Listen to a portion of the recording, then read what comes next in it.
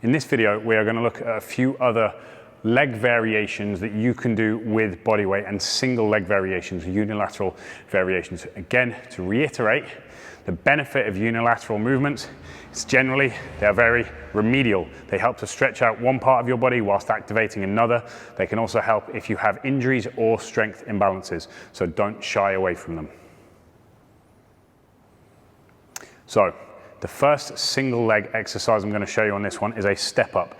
Now this can be done on a garden step, a garden wall, some blocks. Just make sure it's stable. Ideally you want something around knee height or potentially above. The higher it goes, the harder it gets. There's a few points we want to look at though. So what I'm going to do, I'm going to place my foot up on the platform and I want to try to make sure that it's this leg that is doing the work, not this one. Now obviously the higher the platform, the greater the stretch on the glute and hip, the more work you're going to have to do. But what we do is shift our weight forwards, use this leg, stand up, smooth down. This leg, stand up. Notice I'm not kicking off my back leg.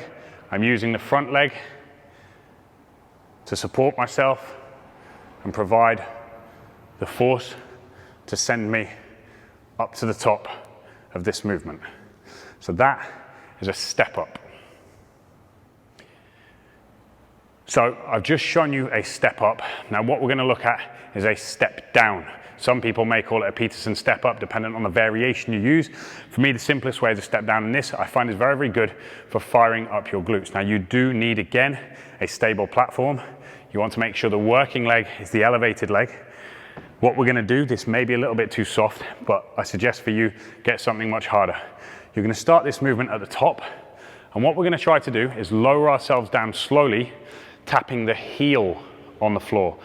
Don't let the toe touch down, because if the toe touches down, you're going to kick back off it, and we don't want that. So, chest up nice and high, we're lowering down, nice and smooth, heel touches the floor, and I stand back up.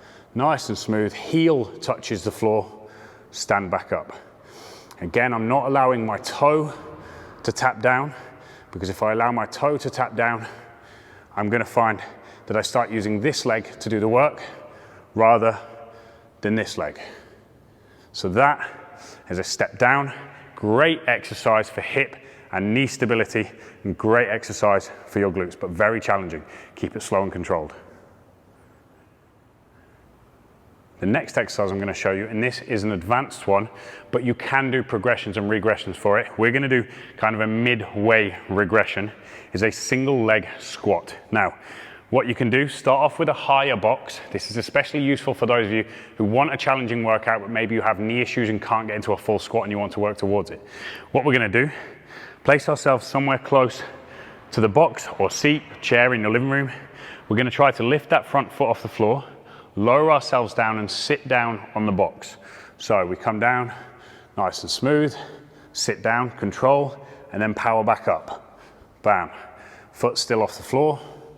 Control, power back up. Foot still off the floor, control, power back up. Now if you struggle with that, but you don't have the right height box, obviously the higher the box, the easier it is, you can place the toe of that front foot on the floor to give yourself a little bit of help.